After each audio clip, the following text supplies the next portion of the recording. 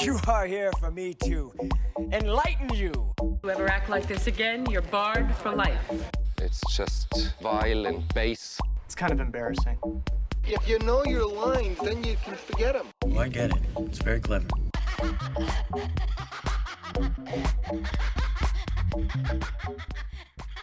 Oh, okay, and we really quickly, we have to talk about which angel was your favorite. But they do have, it does seem that, humanity being the final angel could even just be a title, like, because humanity decides, you know what, let's start the end of the world.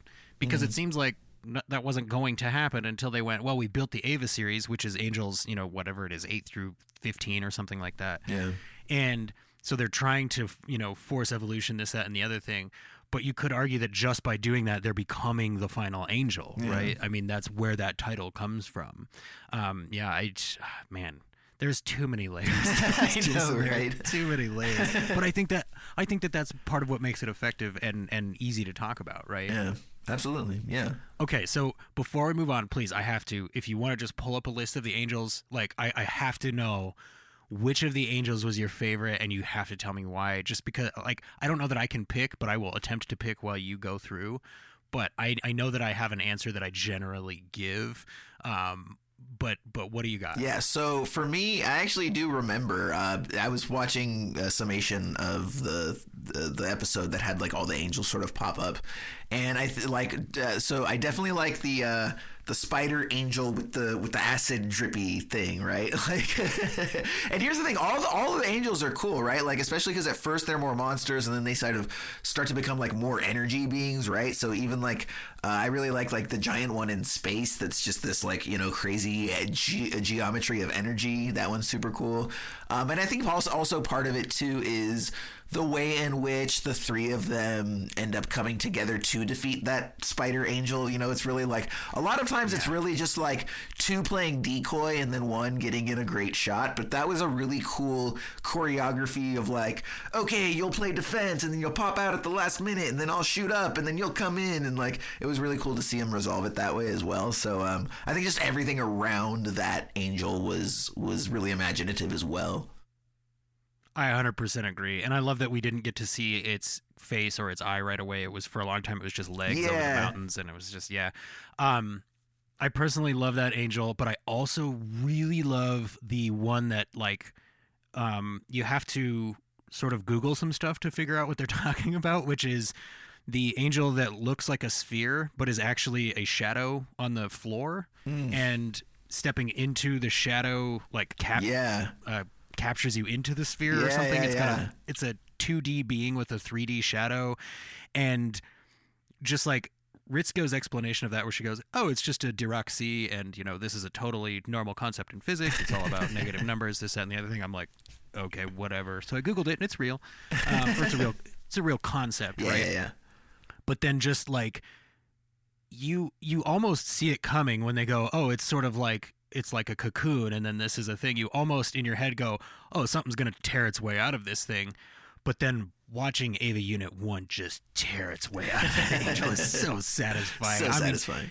Ava Unit 1 gets vicious and savage in this series, throughout the series, right? But that one of those moments was one of my favorite moments personally. Absolutely. All right, I apologize. Let's go back to discussing the movie. Yeah, no, and that's part of the fun. We're talking about all the metaphysical and metaphors and all this stuff, but like, as we've mentioned before, there is definitely an element of like giant robot go boom and cool energy monster does weird shit, and just again the 14-year-old boy in you just enjoying the crap out of all these cool elements of this cartoon series, so it's not just all psychology all the time or metaphysical breakdowns.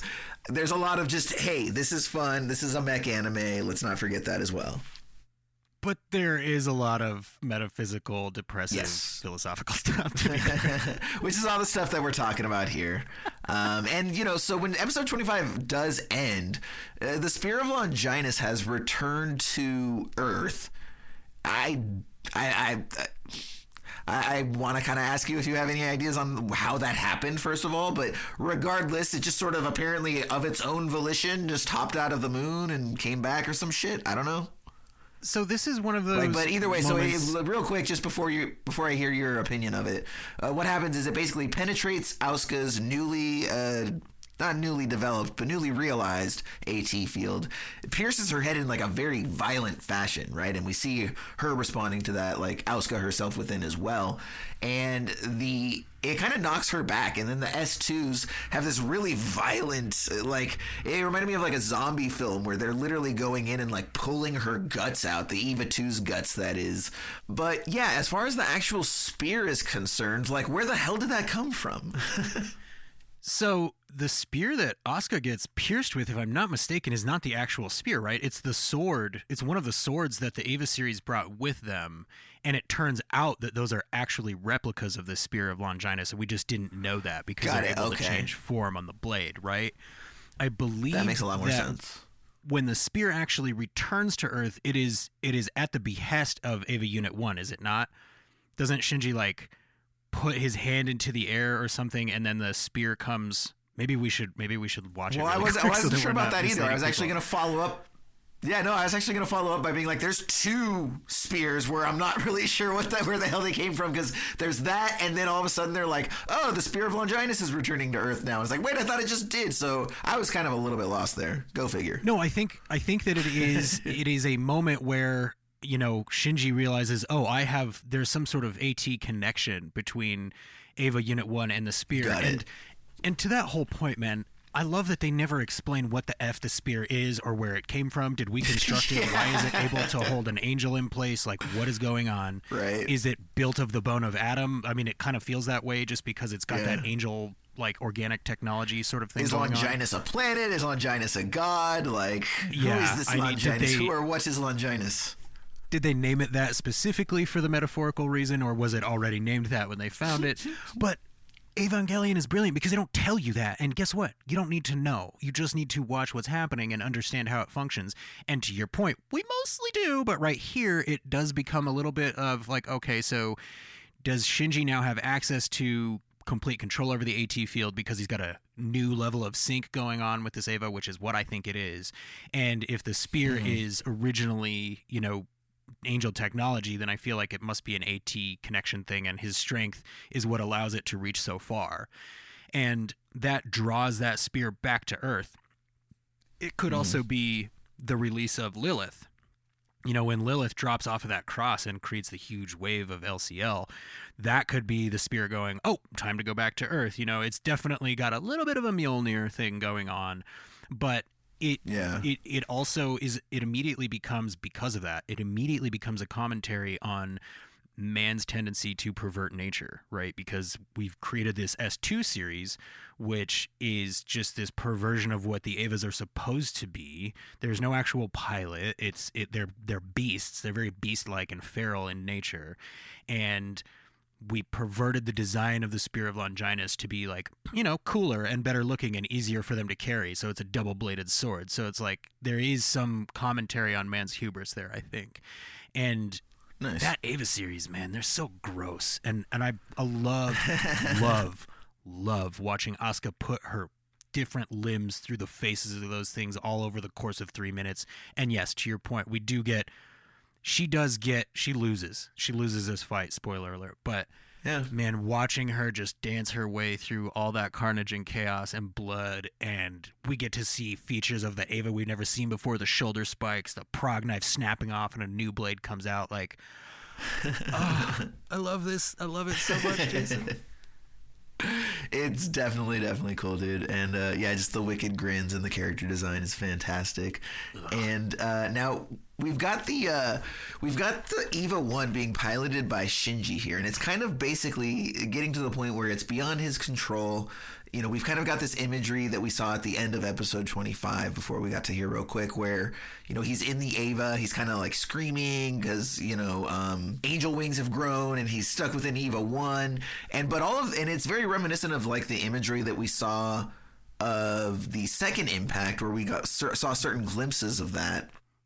So we definitely kind of understand that, okay, it's there's something similar going on here. And then we see where Sela actually introduces their plan, and they're using Eva 1 as what they call a, quote, sacrificial medium for the third impact. And they need it to resurrect the, quote, central tree using the S2s and Eva 1 to basically create this physical impact that is not the actual third impact. It's sort of like a precursor to the third impact that creates what's called the Egg of Lilith, which is this giant black sphere that is going to basically, that is necessary to, you know, quote unquote, birth the next evolution of life, so to speak. And we're going to see the Ray being sort of, you know, engaging with that, right? I was just going to say, so I feel like we have to note, though, the Egg of Lilith is where Nerv was constructed.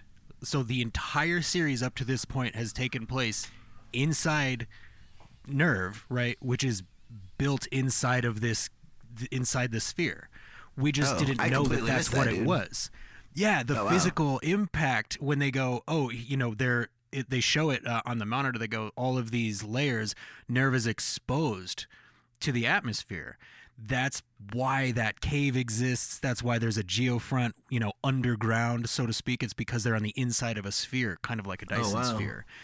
So is the idea that was actually like buried underground, like that sphere, and so the explosion just blew all the dust away, and like, oh look, there's this thing here the whole time. Oh dude, that's a trip. I totally thought that it was like a creation that was a result of the explosion, right? Like a pressure and coal equals diamond type thing or something. But right, no, if this is more of like a 2001, like the monolith was down there the whole time and this just excavated it, and it's there to trigger the next stage of evolution. Like, that's awesome.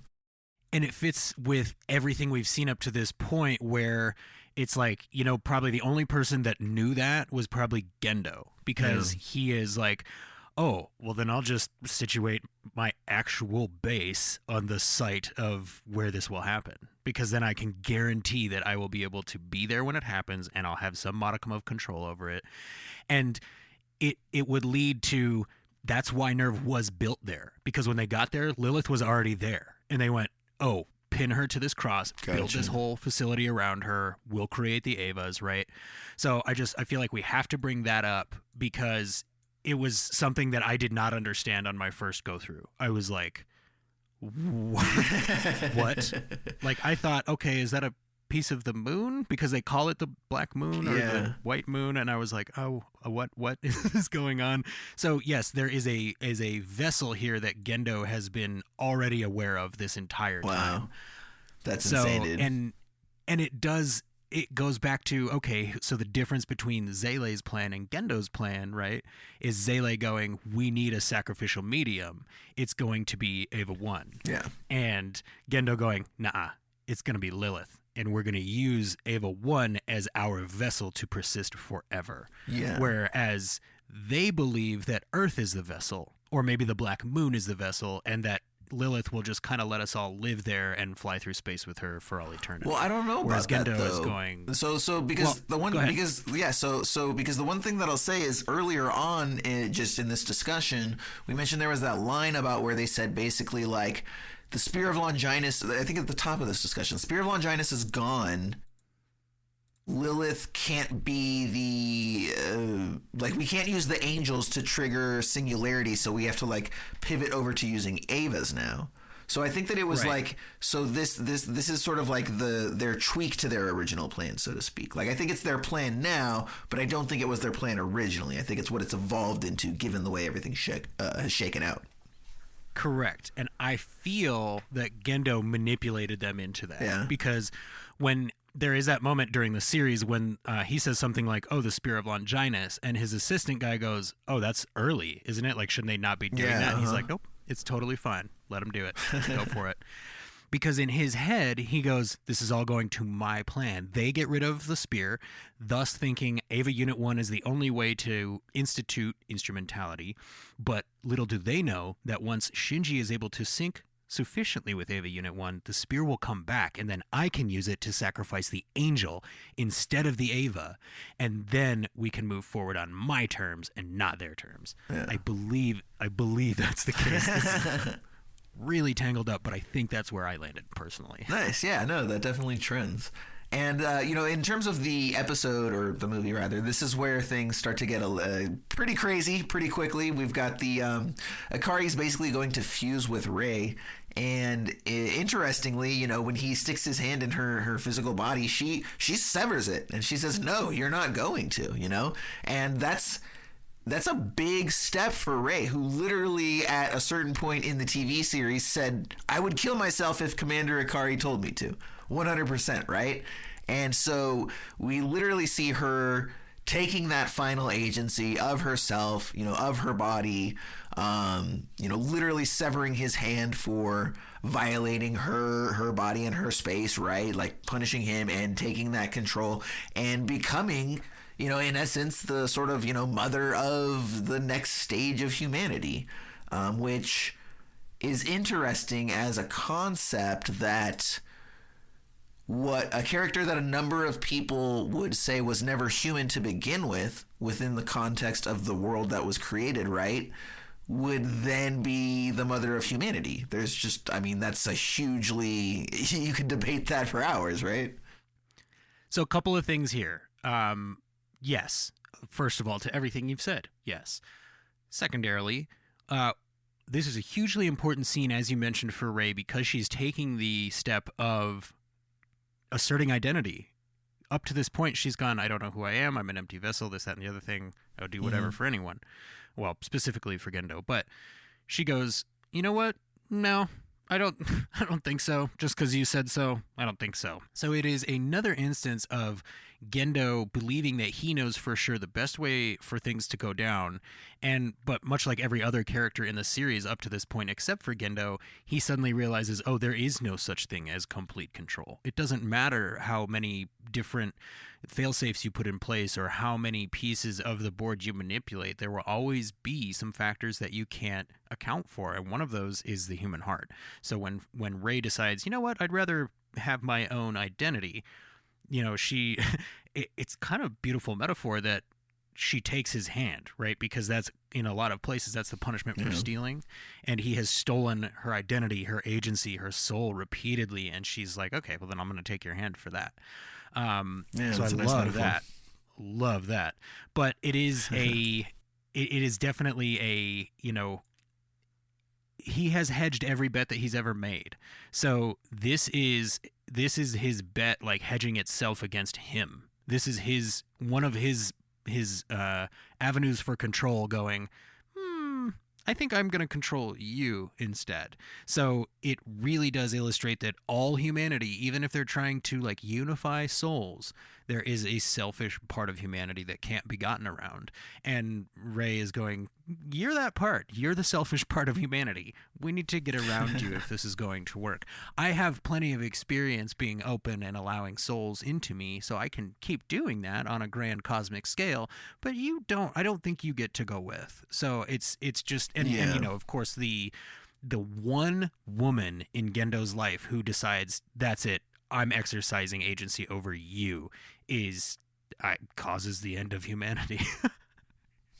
Yeah, absolutely. And there's that whole, it's a concept that's been examined in a number of works over hundreds of years, which is just the hubris of man to think that you can control something beyond yourself, right? Like, oh yeah, like you are foolish enough to think that you can create a god that has powers far beyond what you could ever actualize, yet remain in control of such a creature. That's a special kind of dumb that only man has, right? And I mean, you go back to King Kong. That was the exact point of King Kong, and then 100 years later, the same theme's coming about.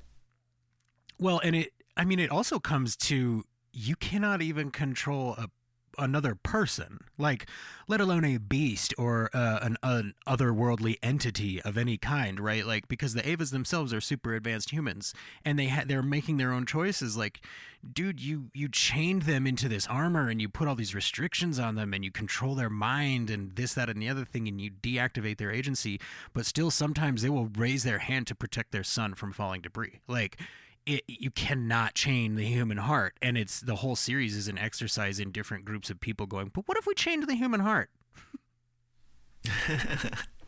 Absolutely. So now we've got the big fusion that kind of sets up the ending, and that's we have Rey. She's finally taken her agency. She goes to Lilith, presents herself before Lilith, and then fuses with her, at which point Lilith is able to remove herself from the cross and then evolve, grow, etc. into this giant energy being that is physically represented as Rey. But, I think that's just the physical representation, right? It's a whole lot of everything going on at once. It's Rey, it's God, it's the universe, it's the creation of life. Like, all of those elements that were ultimately responsible for Genesis, right? The creation of life, whether, the elements we know of, the elements we don't, all of those are present and sort of encapsulated within this giant energy Rey, right? And the interesting thing is that she presents herself to Shinji as such, and he just starts freaking out. And his mind is basically breaking, right? Because there's the whole notion that's pretty commonly accepted that, like, if we ever were, as humans, exposed to whatever crazy thing out there made us, that, like, it would literally break our minds, right? Like, you see it explored in, like, H.P. Lovecraft as well, right? Like, you saw the horror from beyond that created the universe, and, now you're in a mental hospital because we're not designed to accept that level of understanding, right? And I think there's a lot of truth to that, I think... And so when we see that, we understand that that's part of Seele's plan as well, because they need the pilot within this EVA to experience what's called ego death. Now, I don't know if you're familiar with this, but ego death is an actual psychological concept. And the definition, which I will say out loud, which, is probably going to make everyone listening chuckle because of how on the nose it is. It's a psychological concept defined as, quote, a complete loss of subjective self-identity. How perfect is that? Come on. And then from there, they've basically, because this ego death occurs, they've got this completely empty vessel. Which, again, interesting concept that, Rey was the empty vessel, and now here she is the mother of the next stage of humanity, and Shinji is now the empty vessel upon which Seele is going to imprint their psychological values to trigger this next stage of evolution. Love that. But the key here seems to be, and as we mentioned before, there are a lot of similarities to, like, The Matrix or that sort of storytelling, where the key seems to be that Shinji has to choose to be the empty vessel, right? He cannot be pushed into that. He has to decide, I could handle all of humanity's souls in one body. Sure, why not? Like, he has to decide that, or else we're not 100%, but maybe instrumentality fails, or everybody's just dies, like the liquid just goes splat. We're not 100%.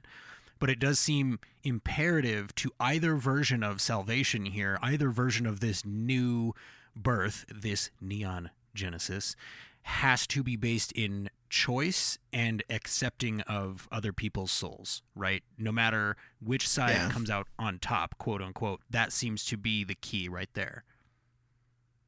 Absolutely. And then also, again, relating this back to, this is all a metaphor for a certain, process of discovery as it relates to depression and coming out of that, right? A large part of depression is of overcoming that is exactly what you talked about. It's understanding that, like, your life is yours to take agency of, right? A large part of depression comes about because we feel like we have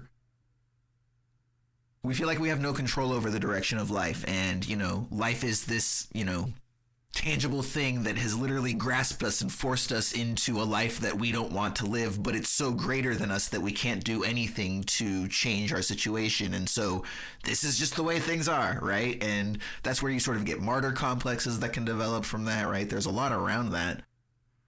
but it's about taking agency and then also accepting that, yes, like it or not, other people are a part of life, and you can't control them. You can't control other people's emotions. You can only control your response to their response, and just understanding that's the way it is. Like, you're not doing anything wrong, homie. Like, this is how life is for everybody. Your experience matches other people, and so again, part of it is just knowing that other people are going to be other people, and there's often not a whole lot you can do about it. But what you can do is take agency of your own decisions and your own responses. And so, again, that dovetails nicely into what you just mentioned. Well, and we see each character do that in their turn here, and it is a reaction to what Shinji is told in the original ending of the series, which is, your heart is what perceives reality to be harsh and uncaring, and it's also your heart that believes reality to be the only truth. And this movie, specifically the second half, episode 26, is a illustration in the coolest sci-fi way possible of each character going, oh, okay, I have been victimized. It's not to say that there is no such thing as being a victim, but it's still up to that victim to go, I'm going to attempt to move forward. I want to heal. I want to get better. I want to move past this trauma. I'm the only one who has the power to decide to do that, in conjunction with reaching out to the souls that I know. I have to be willing to ask for help for, whatever it is. But together we can be strong. But I have to decide to reach out in the first place. And you get to see different ways of that. You get to see Asuka going, basically, F depression, I'm going to just kick ass constantly. And maybe that's in real life, maybe that's somebody throwing themselves into their work or throwing themselves into a creative project, sort of a thing, so that by the time they're done being angry about it, the act of creating has taken over and put you back in that positive headspace, right? Maybe Shinji's version of like, I just need to accept that life is always going to be difficult, but that there are always people around and they deserve a chance. Shinji decides, yes, humanity deserves a chance. That's a choice, if you're depressed, that you have to make to reach out. It's that kind of a thing. And we already talked about, Rei decides, I'm going to have an identity. Same thing. You decide, no, I'm me. I'm going to affect change on my life so that the world seems less awful to me. I think that's an excellent, excellent point, Jason. Yeah. And then there's also the element of, again, we talked about ego death being loss of self-identity.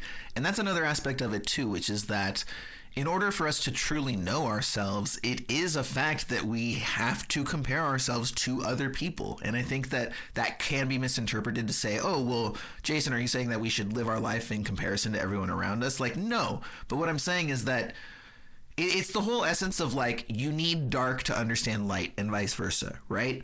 Just taking a person, for example. Are they tall or are they short? Are they underweight? Are they overweight?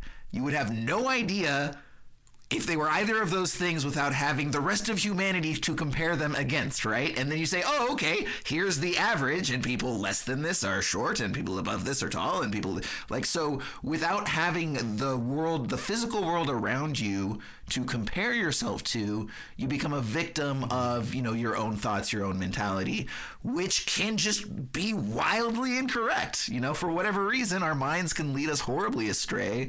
They can misinterpret our own motivations, our own actions. Quite frankly, our brains can lie to us. That's what it is. Our brains can lie to us, right? But the world doesn't lie. When you compare yourself, if you say, okay, I'm great at basketball. Cool. Well, when you go out there and play basketball against other people, that's where you know whether you're great at basketball or not. Not just because you said you were in your head. But it's really interesting because you've basically just explained what Gendo gives to Shinji in the original ending. When Shinji is just floating with no boundaries and in this empty space, Gendo goes, okay, what if there was a line here and that was the ground? You've just done the same thing, right? If humanity existed, if one person existed in a vacuum, there'd be no overweight, underweight, short, tall, happy, sad. There would just be that person, right? But I mean, you could argue that the whole point of this series is that no one is an island, right? And humanity is always at its best when they are collaborating on podcasts. I mean, when they're collaborating for not necessarily always the greater good, but for the sake of existing, right? When people exist for the sake of existing and they live in the moment, that's when we feel like we're having the best version of humanity, I think. Yeah. Yeah, absolutely. Yeah. I mean, look, to kind of delve into this just lightly, right? Like, we're the only species, humanity, that has to really deal with the breadth of like self-awareness and emotions, right? Like, I often bring up, like, if a wild animal is defending its territory and it kills another wild animal, it does not have to deal with any level of grief or regret or guilt after the fact, right? Whereas even a human completely justified in defending their family against an attack, like, they could still deal with an element of psychological trauma that is going to persist and carry with them, right? And you can extrapolate that over hundreds of thousands of instances, right? We're the only... Like, people talk about, like, oh, we're all animals. And it's like, yes, but again, animals don't deal with the level of self-awareness and conflicting emotions. And, dogs aren't sitting there contemplating what their life means in the greater scheme of the world and getting depressed because they don't know if they're living their true life. Like, so the human experience is an insane, crazy one that, for some people it makes perfect sense, for other people it doesn't, but it's a very unique experience, and it doesn't quite fit into, buckets as easily as certain other creatures. So there's a lot of these elements that are open to interpretation, subjectivity, not knowing your place in life. And so it's really interesting that, again, this cartoon, not to be reductive, but, this cartoon is going these places. I love it.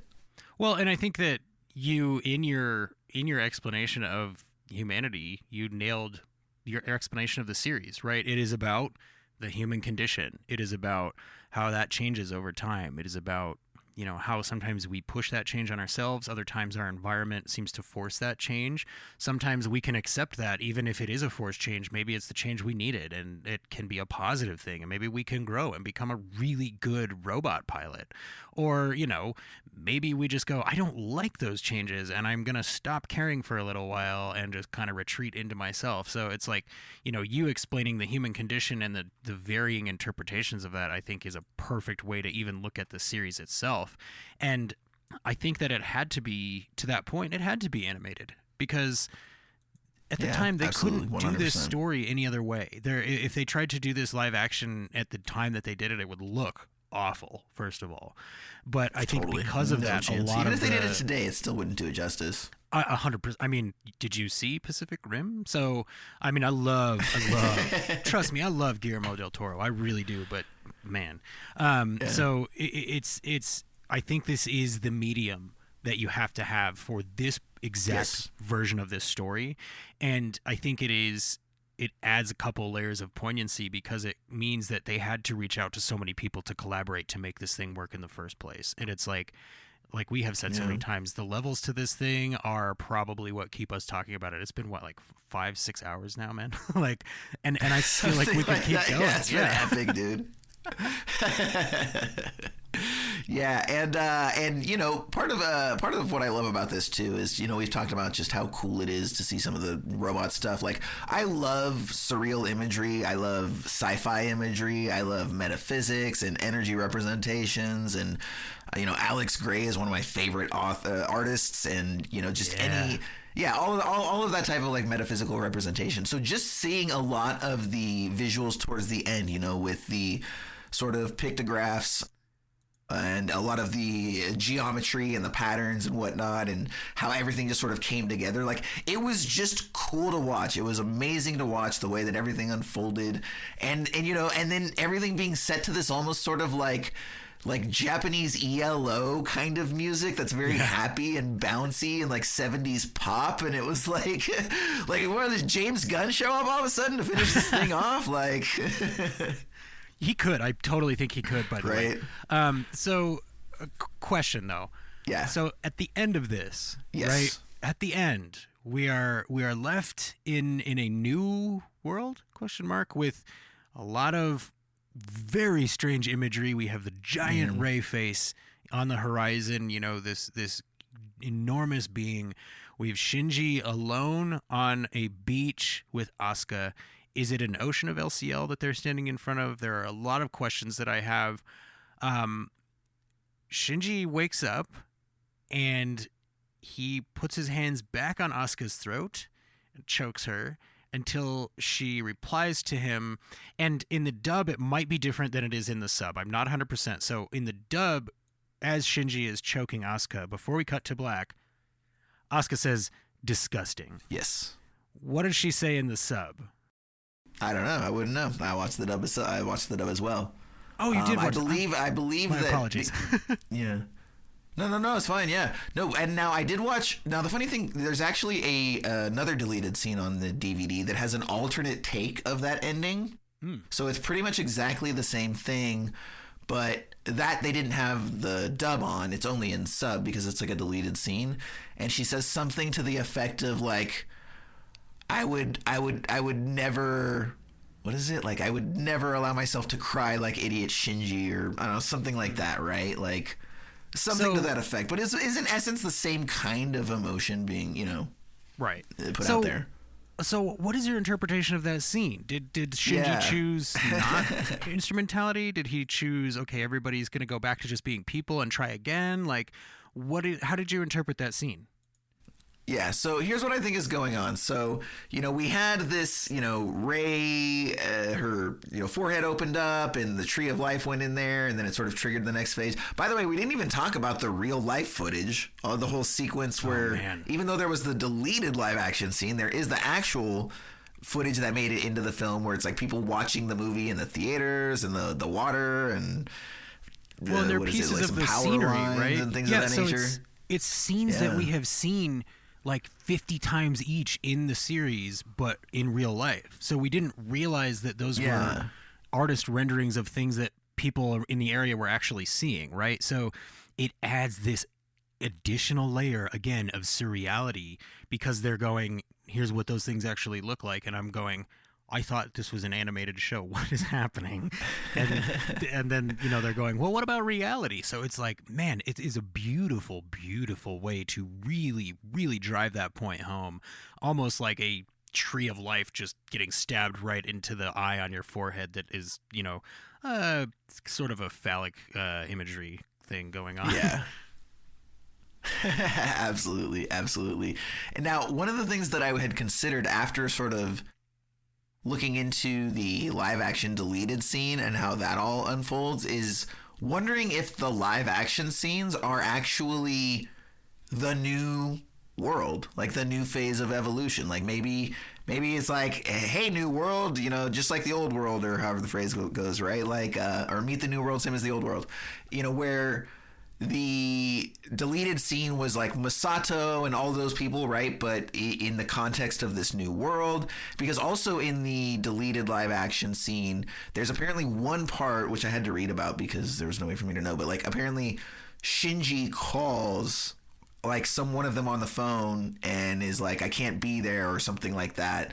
The idea is that he's kind of like gone from the world, which would trend with him sort of being the father, so to speak, of like the new race of humanity. That's just something that's out there. To answer your question specifically, though, okay? So yes, it's post, singularity or post evolution. Everyone's turned into goo. Rey has birthed the new humanity, etc. And we've got Shinji and Asuka, and they're just alone in this giant desolate world that's kind of pink and red, and there's oceans of LTL, and then we've also got the S2 Evas that are basically like almost gravestones, so to speak, just planted into the ground in a sort of like a Christ-like pose as well, and I think that all of that again is just the sort of imagery associated with, again, reminding us that this is Neon Genesis Evangelion, like this is the new Genesis, and bringing up a lot of that religious imagery. I think what's occurred is that everything is wiped to zero, and because Shinji is within, like, Shinji is basically, I believe, ultimately the soul that is going to be used to create the new Eva, angel, whatever it is, right? Like they're, the same way that they used arguably the same way that they arguably used Asuka's mom and then put her soul in the Eva. I think that they're using Shinji and his soul to put into this Rey Eva hybrid, but it's basically like his soul that's going to be the mother or father of humanity, so to speak, right? So I think that sets up, that's kind of what's going on largely, and I think that the interaction between him and Asuka is essentially metaphorical, and it's like Asuka saying basically like, okay, bro, you're about to be the new shepherd of humanity. You know, you're about to birth it, and go do your thing, right? Like, get rid of me, get me out of here, and you create humanity in your image. And, he can't even bring himself to do that because the moment she goes and caresses his face, he's like, oh, right, I'm not supposed to be doing this. And I think she's just like, are you kidding me, bro? Are you kidding me that after all of this, you're the father of humanity, you're responsible for shepherding the next stage of evolution, and we're still going through your old bullshit, man? Come on. I think that's interpretation. I think it's a perfect interpretation because it fits so well with how Asuka feels about Shinji. She's like, oh, everybody thinks you're so special, but you're actually just a whiny little brat who's like the beneficiary of nepotism. So, I mean, that's a good interpretation. And I think that I accept that personally because I was like, I didn't 100% get where we were at until you started describing the scenery, because that scenery is mentally immediately evocative of what we see when we're in Antarctica, right? So the ocean is red now and there's those stones sticking up out of the ocean. I didn't even consider that. So you're right. This is post Third Impact, and it's either a metaphorical scene where Shinji's soul is deciding how to move forward, or it's, Shinji recognizing Asuka is never going to respect him even if he becomes the creator of the next step of humanity, and he'll never be good enough for her, and that's her confirming that, and her going, I could probably do a better job than you could at that, I think. Yeah, and obviously there are different interpretations maybe that people have out there. I'm actually looking forward to, now that we've kind of gotten our own opinions out there, going back and seeing what the internets and what some people there have to say about what that ending is. But the important thing to remember too is that we did see that. It's a callback. Again, we've got a number of callbacks. I don't think we mentioned it, but there's a scene, didn't happen too much longer before the end of it, and Shinji's talking to Asuka, and they're like, quote unquote, back in the apartment, and they're kind of arguing, and she's like, basically the same thing, like, Shinji, take responsibility for yourself. And then he kind of freaks out and he's like, I just don't want you to leave me, just tell me you won't leave me. And she's like, no, I won't tell you that. And then he takes a beat and then starts choking her, right? Yep. And so I think that, again, it's a strong parallel to where, again, he's begging for her to just understand him, which, if you take a step back, is him needing somebody's external validation to feel okay about how he is feeling. And I think she's saying, dude, knock it off. I keep telling you, stop looking to me or anybody else for validation and believe in your damn self, and you never do it. And so he does it again at the very end. And I think she's just like, disgusting. Like, once again, you can't take control. God damn it, man. She's going, even when all of humanity has one soul and you get to be part of the one soul ultra organism, you're still not sure of your own self-worth. That is just disgusting. Yeah. Like, she's just chastising him for still being Shinji. I think that's the answer that I'm going to go with now. I like that. Totally, man. Absolutely, yeah.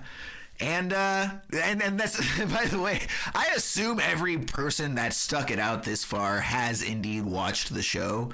Oh my gosh. But again, if you somehow made it through these 5 or 6 hours and didn't, that's literally how it ends.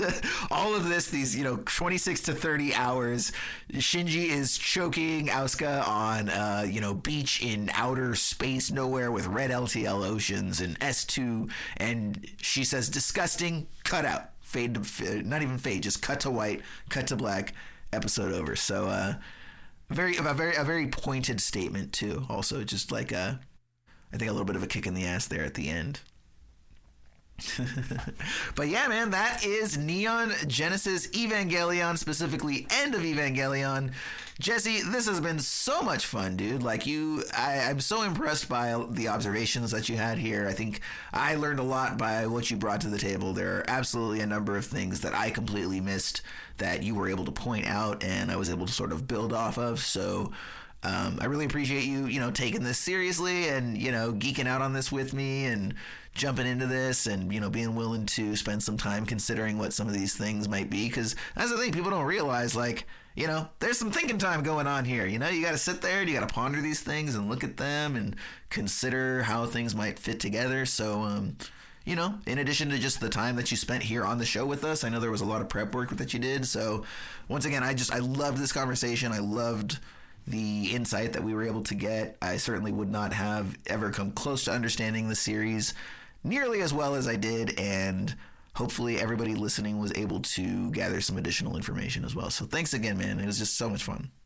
I have to agree 100%, Jason, and thank you for giving me the opportunity. I don't know if we mentioned it at the top, but you and I have never collaborated before. Yeah. This is a thing that happened because we know some of the same podcasters, and I think that really it's another layer of illustration of the power of this series in particular is two essentially totally independent people who have seen the entirety of the series can go, oh, I heard there is a guy who wants to talk about this, and then sit down and knock out like 6 hours of conversation about it, having never met each other before. Because what else is there, right?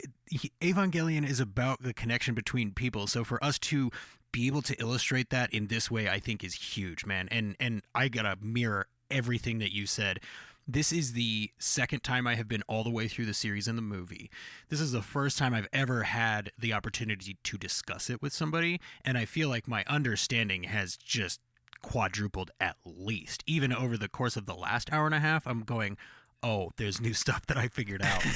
And to Jason's point, if you haven't watched the series, go watch it. And do me a favor, watch it by yourself, watch it over the course of like 3 days, binge it, and if you can, only watch it when you're like an hour or two away from falling asleep, because that's really gonna like up your immersion to feel like you're in between mental states when you're watching this series. I mean, I know that sounds like a lot of restrictions, but trust me, I think you're gonna have a good time if you do that. But yes, I do have to say thank you again, Jason. I have not seen almost any of the movies that I have heard discussed on Esoterica Cinema, but we get that a lot. I have found myself enjoying discussions of those movies nonetheless. So I think that's a huge, testament to what you and your co-host Ryan are normally putting out. And I am very grateful to be here for some bonus content, some off-season content to help you guys get through the weeds. Awesome. Thanks a lot, man. Really appreciate that. And yeah, I mean, we're certainly, we do a lot of guest spots during the regular season, so I think that there's probably a scenario out there that's pretty likely where we have you on for season 3. If we do the random movie selection, so it'll be interesting to see because, you talk about sci-fi on your show. This is obviously a sci-fi series. I'm guessing that we'll probably get you in on a non-sci-fi movie just because that's the odds of it. And I'm sure you'll be able to bring the same level of insight to maybe some, what is hopefully deeper affair. Sometimes we end up getting these really light films because, we'll just throw films we've never seen them, so we don't know, and it's like, oh, that wasn't, it was okay, but there's not really a lot to talk about. There's not a lot of meat on the bone. So if you want meat, though, Neon Genesis Evangelion, plenty there for you. And Jesse, why don't you go ahead and let everyone know once again what your show is about and where they can find it. Yes, so I am the host of Sudden But Inevitable, the sci-fi rewatch podcast dedicated to single-season space westerns that were canceled mercilessly before their time. Not specifically by design, but that does happen to be most of what we covered. So we've covered Firefly, both versions of Cowboy Bebop, Space Sweepers, a lot of stuff like that. We've also had an off-season where we did some movies. Our whole thing is that we introduce people to things for the first time. So my friends had never seen Firefly, or they had never seen Cowboy Bebop, that sort of a thing. Go check us out, Sudden But Inevitable, wherever you find podcasts, Spotify, Google Podcasts, Apple Podcasts. If you would like to follow me on Twitter, I am at Sudden But. On Instagram, I am at Sudden But Inevitable Podcast. And if you'd like to watch the show live, you can go to youtube.com/twistmyarmpodcast every Friday night at 8:30 p.m. Mountain Standard Time. Again, I have to say thank you, Jason, for having me here at Esoterica Cinema. I have had a blast. I cannot wait to talk about basically anything else with you. We do have our next season coming up, so I will be in touch for your guest appearance for that. And Awesome. I hope you are ready to sit in front of an audience. It is a live audience, and it is a lot of fun, and the chat gets, I don't want to say crazy, I'll just say interactive. So Excellent. That's where you can find me if you need a little bit more. If the 6 hours hasn't done it for you, go find me there. Absolutely. So yeah, Jesse, again, had a great time. Thanks so much for coming on. Everybody who listened and stuck it out for this entire epic 6-hour conversation, thank you so much for listening. I'd have to imagine if you made it this far that you were able to get a little something from the conversation. And look, obviously this is Jesse and I's personal interpretations of what we watched.